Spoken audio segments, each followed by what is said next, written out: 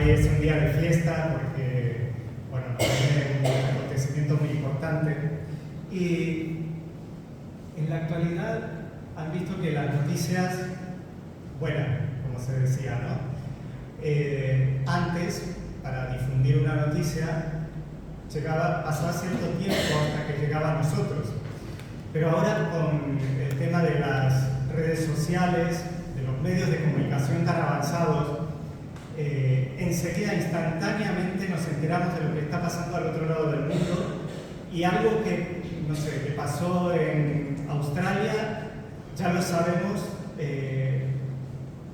a minutos de haber sucedido, gracias a Internet, a Instagram o gracias a la televisión, ¿no? En la época de Jesús, para poder propagar una noticia, había que hacerlo personalmente, había que ir persona por persona y anunciarlo, a veces en las sinagogas, a veces en las plazas, a veces casa por casa, dando esa noticia, ¿no? Pregonando esta noticia.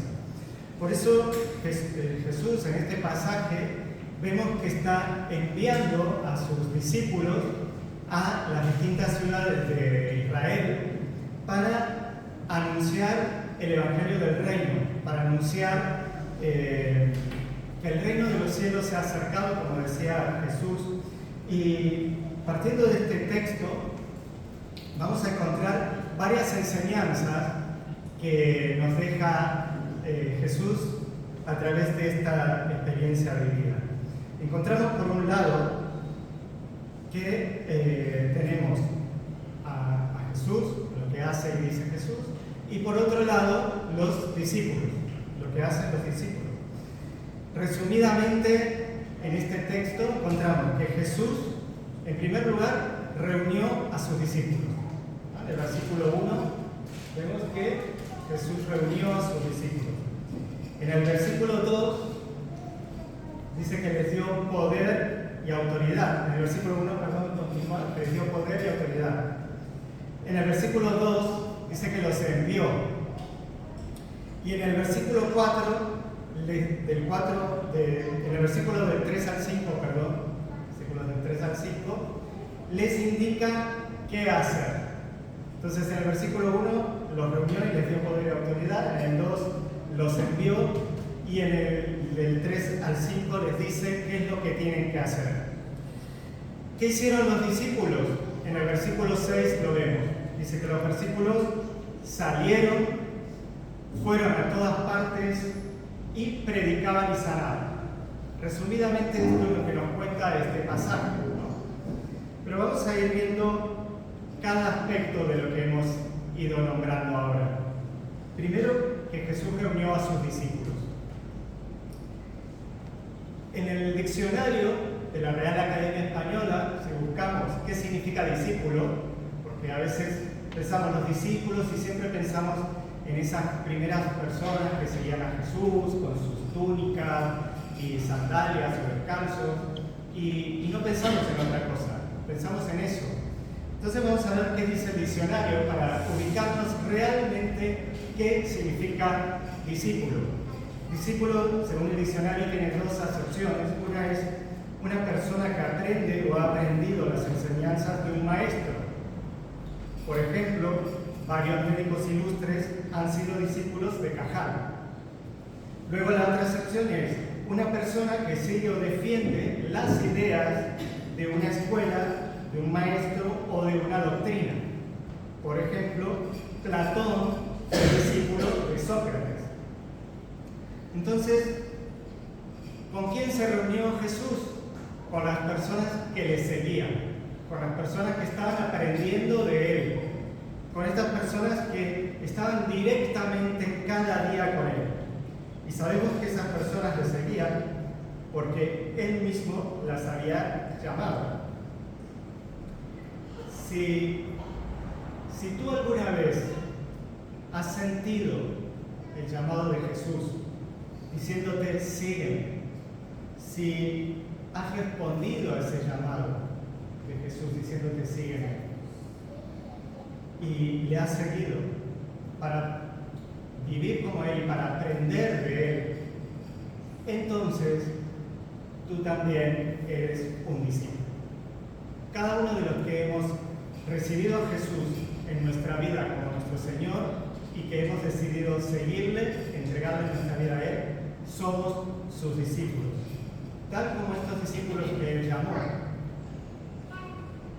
En este caso, estos discípulos conocen a su maestro con mayúscula, al maestro de los maestros, y el maestro los conoce a cada uno personalmente. Hay una relación cercana y profunda. La gente que no conoce a este maestro piensa muchas cosas acerca de Jesús. En esa época, algunos pensaban que Jesús era Juan el Bautista que había resucitado. Otros que era Elías. Otros que era algún otro profeta que había resucitado, que había regresado a la vida. Incluso Herodes, que había mandado decapitar a Juan el Bautista porque le molestaba un poco lo que le estaba diciendo, estaba con un poco de miedo porque decía, como yo lo mandé a decapitar y ahora están diciendo que resucitó, a ver si quiero saber quién es este Jesús, ¿no? Entonces, en la actualidad, la gente también sigue diciendo muchas cosas de Jesús. Además de estas cosas, algunos dicen que era un revolucionario, otros dicen que era un hippie, el primer hippie de la historia, otros dicen es un profeta más, como Mahoma o como cualquier otro, otros era una buena persona y por ser buena persona la gente mala lo mató. Otros que era un incomprendido, y hasta han llegado a decir que es un extraterrestre. Cuando Jesús le preguntó a sus discípulos que quién decían ellos que era Él, Pedro fue la voz cantante del grupo, ¿no? Porque Pedro siempre era el extrovertido del grupo, el que enseguida hablaba, el que enseguida preguntaba, el que enseguida contestaba. Y Pedro, en nombre de los demás discípulos, dijo, tú eres el Cristo de Dios, o sea, el Mesías que ellos estaban esperando. Los discípulos conocían a su maestro. Él los conocía a ellos, pero ellos conocían a su maestro y sabían muy bien quién era. Le conocían personal e íntimamente. Y ahora la pregunta para nosotros. ¿Tú le conoces? ¿Conoces a tu maestro? ¿Le conoces personal e íntimamente? ¿Sabes quién es Jesús? ¿Ya soy un discípulo de Cristo? He sentido su llamado y le he dicho, te quiero seguir. Algunos oyen ese llamado y le siguen, otros no. ¿Y tú?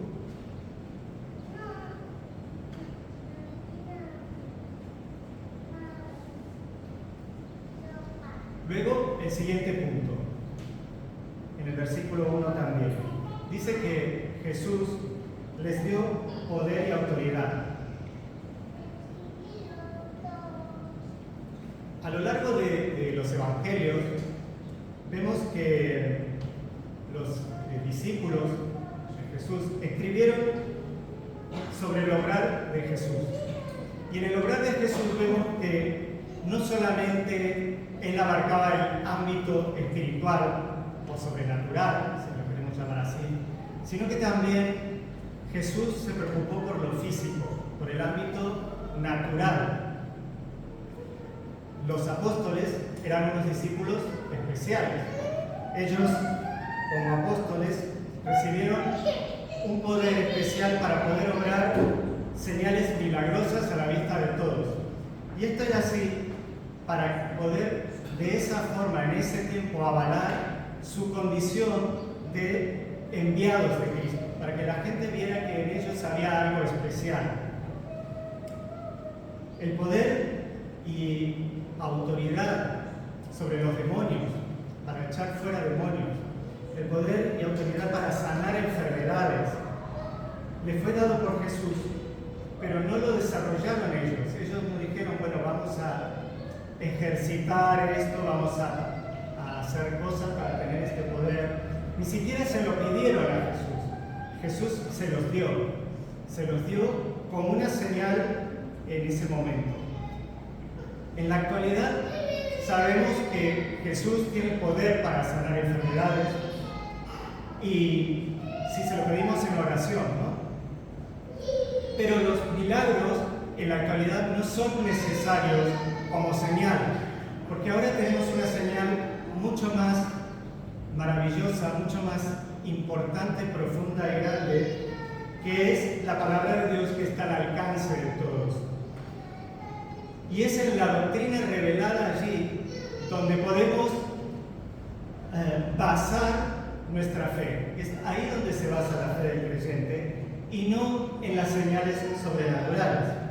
Estas fueron dadas al principio para que la gente supiera que estos discípulos estaban enviados realmente por Jesús y luego ellos nos dejaron por escrito todo esto. A lo largo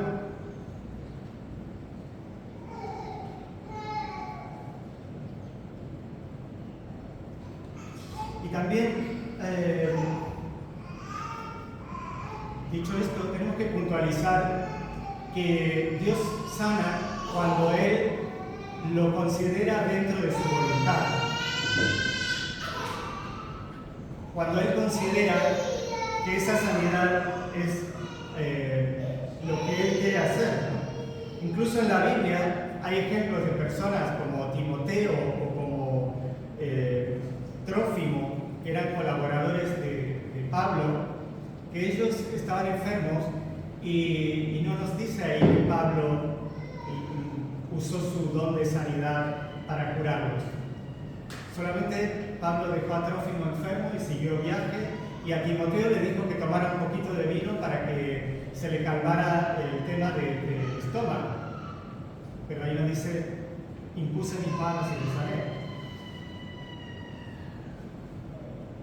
De todas formas, todos creo que en algún momento hemos podido, o casi todos hemos podido experimentar la sanidad de Dios, ya sea en nuestro propio físico o en el de alguien cercano, y sabemos que Dios es poderoso siempre y que siempre tiene ese poder, pero tenemos que tener claro que ese poder no es de nosotros, sino que ese poder es de Jesús. Jesús es el que sana.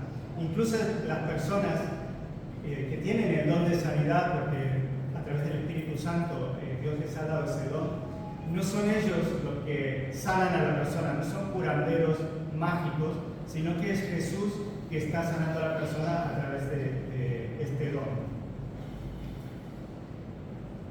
Luego tenemos que Jesús envió a sus discípulos, en el versículo 2. Dice, los envió a predicar el reino de Dios y a sanar a los enfermos. En este pasaje, Jesús está enviando a sus discípulos a predicar solamente en Israel, a los judíos. Y además de predicar, dice que los envió a sanar, pero ya lo analizamos, ya dijimos que los envió a sanar como una señal de autoridad de los apóstoles. Pero hay un poder mucho más importante que nos da Jesús, y no es el de hacer prodigios y señales. El poder más importante que nos da Jesús a nosotros es el que imparte el Espíritu Santo. Desde que Jesús ascendió al cielo, lo envió después de su resurrección, y es el poder de ser testigos de Cristo. Como lo dijo Jesús mismo en sus últimas palabras, lo último que Jesús dijo fue en Hechos 1:8. Dice, recibiréis poder cuando haya venido sobre vosotros el Espíritu Santo. Y dijo, recibiréis poder para sanar, para hacer prodigios, para hacer milagros, para hacer cosas extraordinarias. No, dijo para hacer algo mucho más maravilloso que todo eso. Dijo, recibiréis poder cuando haya venido sobre vosotros el Espíritu Santo, y me seréis testigos en Jerusalén, en toda Judea, en Samaria y hasta lo último de la tierra. Aquí, en el pasaje que habíamos visto de Lucas, Dios los estaba enviando solamente a Israel y con un poder para sanar y para echar fuera demonios. Pero luego, cuando Jesús asciende al cielo después de resucitar, de morir en la cruz y resucitar, los manda hasta lo último de la tierra, no solamente Israel, hasta lo último de la tierra, y con un poder inmensamente mayor, el poder del Espíritu Santo, para hacerle testigos. Y nosotros también somos enviados, porque nosotros somos parte de esa inmensa red de discípulos. Dijimos que nosotros somos discípulos porque también hemos respondido a su llamado de seguirle, porque estamos aprendiendo de Él y estamos recibiendo enseñanza de Él a través de su palabra, y también tenemos el Espíritu Santo que nos guía y que nos enseña.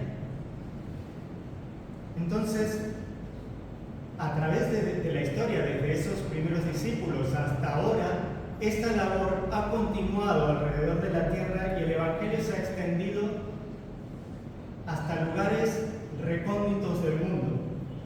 Y nosotros somos enviados, así como Jesús envió a esos discípulos en ese momento en el que estaba ascendiendo y les dijo: ir por todo el mundo y hacer discípulos. Nosotros también somos enviados por Jesús.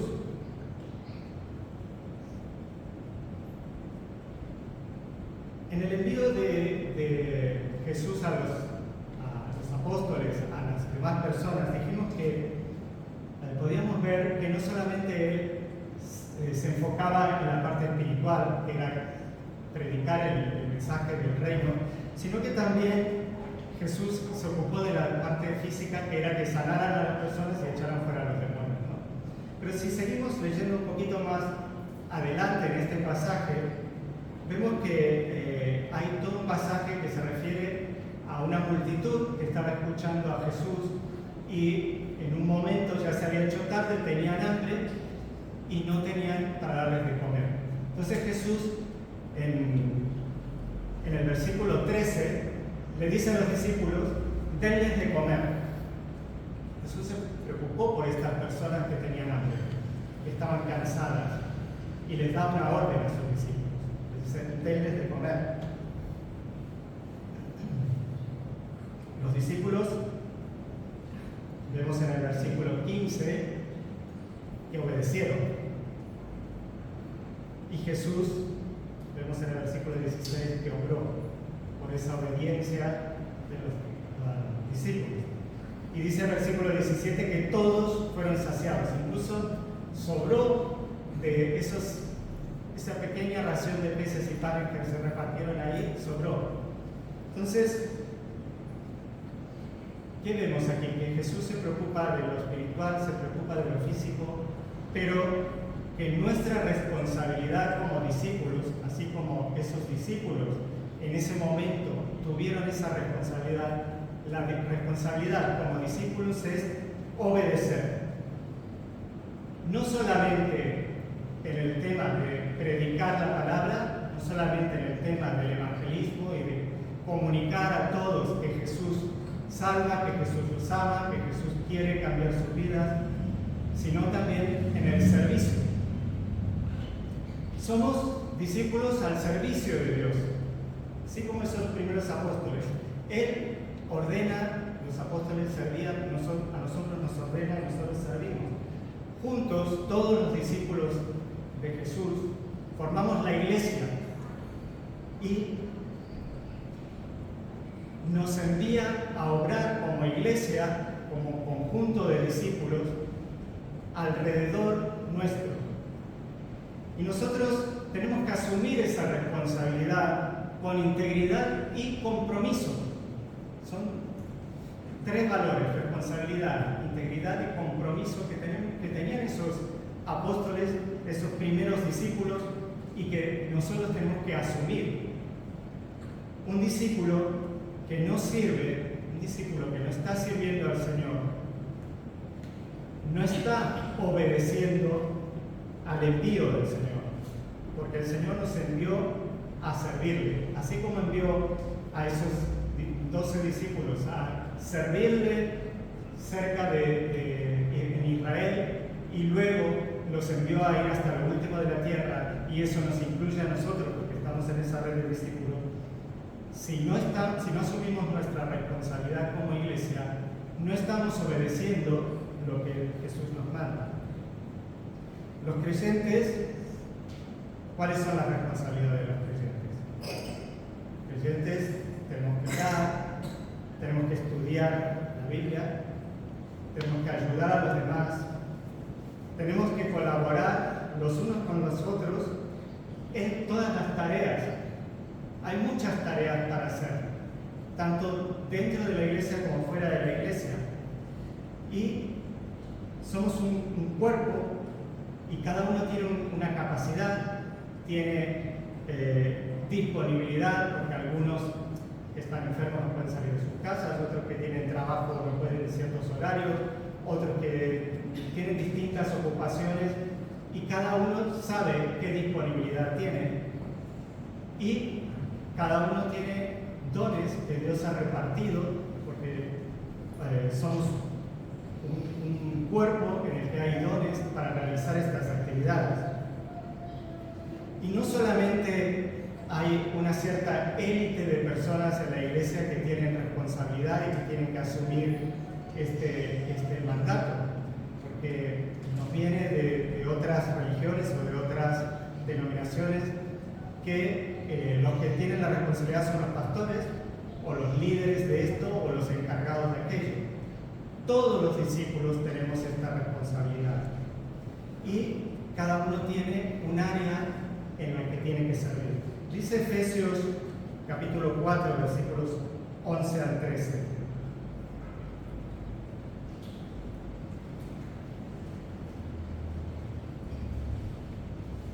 Y él mismo constituyó a unos apóstoles, a otros profetas, a otros evangelistas, a otros pastores y maestros, a fin de perfeccionar a los santos para la obra del ministerio, para la edificación del cuerpo de Cristo, hasta que todos lleguemos a la unidad de la fe y del conocimiento del Hijo de Dios, a un varón perfecto a la medida de la estatura de la plenitud de Cristo.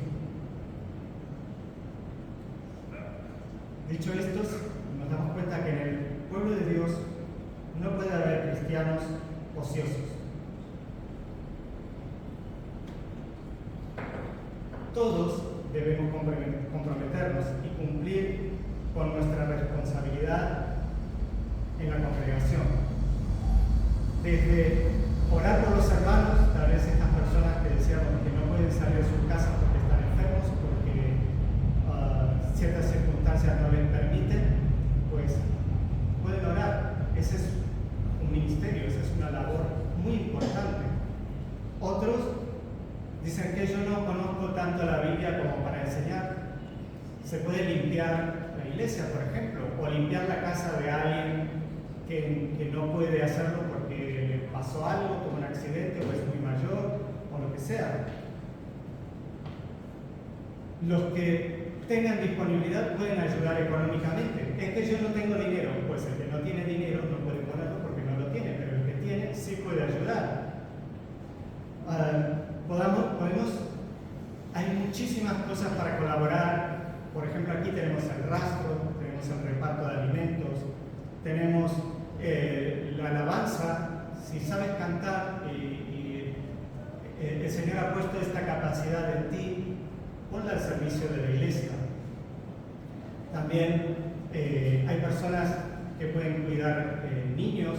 Cuando tengamos niños en la congregación, es una preocupación. ¿Qué va a pasar cuando empiezan a haber niños y nadie los puede cuidar? No hay nadie para cuidarlos. Si tienes un conocimiento bíblico y quieres exponerlo, puedes incluso hasta predicar. Podemos hacer muchísimas cosas para el Señor, ya sea, como dije, dentro de este ámbito de la congregación o fuera también. Pero todo lo tenemos que hacer siempre de la mejor manera. Tenemos que buscar la excelencia para el Señor Y así lo dice Colosenses 3:23, que todo lo tenemos que hacer como para el Señor y no para los hombres. Y esa es la responsabilidad de los discípulos. Luego tenemos el cuarto punto, que está en los versículos del 3 al 5, y vemos que Jesús les dijo exactamente lo que tenían que hacer. No los mandó sin instrucciones. Él les dio las instrucciones, todos los detalles y todo lo que, la forma en la que lo debían cumplir. A nosotros Jesús también nos ha dejado instrucciones y nos dice exactamente qué debemos hacer y cómo lo debemos hacer. Y esas instrucciones están perfectamente detalladas en la Biblia. Por eso es, como decíamos hace un momento, es importante leerla, estudiarla, que es algo un poco más profundo que leerla, y meditarla, porque a veces se puede leer, se puede estudiar, pero si no hay meditación y puesta en práctica, lo más importante, es como leer un libro de leyes, un libro filosófico, un libro cualquiera. Jesús mismo dijo en Juan 5:39, dijo a los judíos en ese momento: escudriñad las Escrituras, o sea, profundizar en las Escrituras, porque a vosotros os parece que en ellas tenéis la vida eterna, y ellas son las que dan testimonio de mí.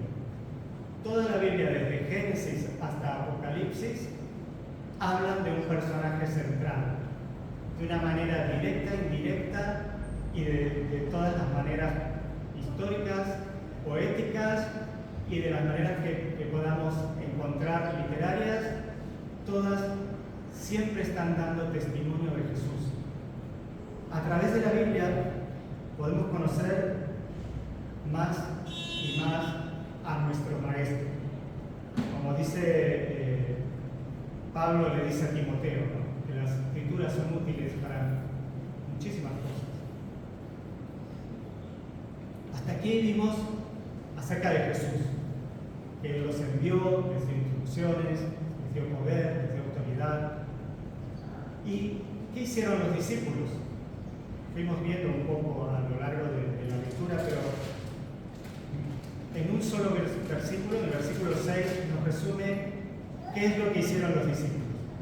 Dice: saliendo, pasaban por todas las aldeas, a las aldeas y ciudades de ahí de Israel, ¿no?, anunciando el Evangelio y sanando por todas partes. Que decíamos, lo espiritual y lo físico, ocupación de todos los aspectos.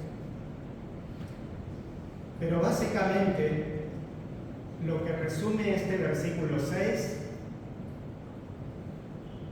es que obedecieron. Esa palabra resume todo lo que dice el versículo 6.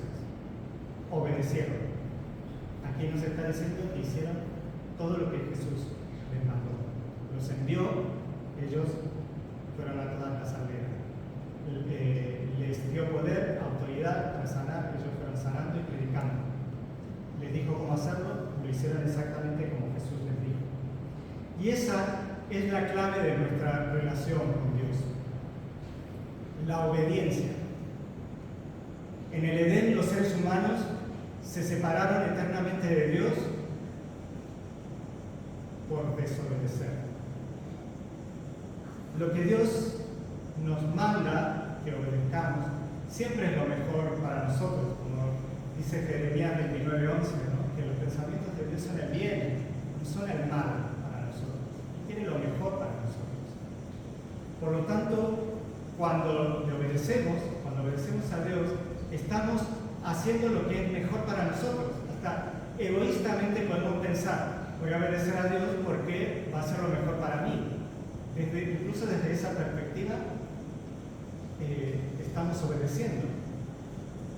¿Y qué es lo mejor para nosotros? Dios está pensando lo mejor para nosotros espiritualmente, básicamente. Y de esta manera nos hace sus amigos. Somos amigos del Maestro. Dice Juan 15, versículos 13 al 15. Dijo Jesús en Juan 15, 13 al 15. Nadie tiene mayor amor que este, que uno ponga su vida por sus amigos. Jesús puso su vida por nosotros. O sea que nos considera sus amigos. Y Jesús le dice a los discípulos: vosotros sois mis amigos si hacéis lo que yo os mando. Entonces podemos decir: si no te obedezco, no eres mi amigo. Pero como dijimos que Dios nos manda y lo mejor para nosotros, entonces nos está demostrando su amor a través de sus mandamientos. Dice Jesús: ya no os llamaré siervos, sed sirvientes, porque el siervo no sabe lo que hace su Señor. Pero os he llamado amigos, porque todas las cosas que oí de mi Padre os las he dado a conocer. Lo que decíamos hace un momento. Todo lo que necesitamos saber está en la Biblia, y Jesús se lo transmitió a los apóstoles para que ellos pudieran escribir estos libros del Nuevo Testamento. Tenemos todo el Antiguo Testamento que avalan lo que escribieron los apóstoles, y ahí Jesús nos ha dado a conocer todas esas escrituras a través de estas enseñanzas que tenemos a nuestro alcance cada día. Entonces, en conclusión de este pasaje que hemos visto, sabemos que somos sus discípulos. Jesús nos ha llamado para ser sus discípulos. Y así como a estos apóstoles los reunió, a nosotros también nos reunió en su iglesia, en todas partes. Y no nos referimos a la Concordia, nos referimos a la iglesia que hay alrededor del mundo, en todas partes, todos los discípulos y seguidores de Jesús. Y nos ha enviado, porque sus últimas palabras fueron: ir y hacer discípulos a todas las naciones. Pero no nos dejó solos, nos dio poder para hacer esto, para ser testigos de Él. Un poder a través del Espíritu Santo. Y como así como dijo Jesús, sabemos todo lo que quiere el Padre, porque tenemos la Biblia a nuestro alcance, que es la palabra de Dios revelada para nosotros. Entonces tenemos también, como tenían estos apóstoles, unas instrucciones claras. Nosotros también tenemos unas instrucciones claras. De nuestra parte, ¿qué nos toca como discípulos? Hacer como los discípulos de Jesús, estos 12 que estaban con Él. Asumir nuestra responsabilidad como creyentes y obedecer. Los discípulos obedecieron todo lo que Jesús dijo. Nosotros tenemos que asumir esa responsabilidad y obedecerla. Y mi pregunta es para cada uno de nosotros, para concluir: ¿en qué área de tu vida necesitas asumir esa responsabilidad y obedecer al Maestro? ¿En qué área de tu vida necesitas asumir esa responsabilidad y obedecer al Maestro? Y les invito a ponerse de pie, vamos a orar.